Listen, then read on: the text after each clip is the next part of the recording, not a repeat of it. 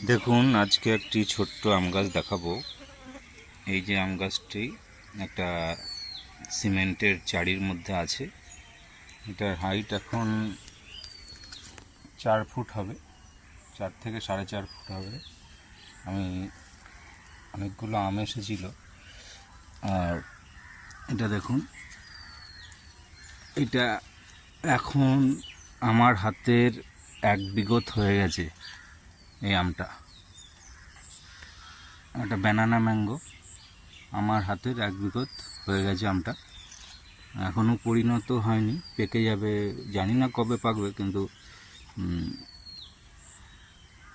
এখন আস্তে আস্তে পাকবে হয়তো। এখনই এটা 1 বিঘত হয়ে গেছে। এটা ব্যানানা ম্যাঙ্গো। ধন্যবাদ বন্ধুরা, সঙ্গে থাকুন, সবুজ থাকুন।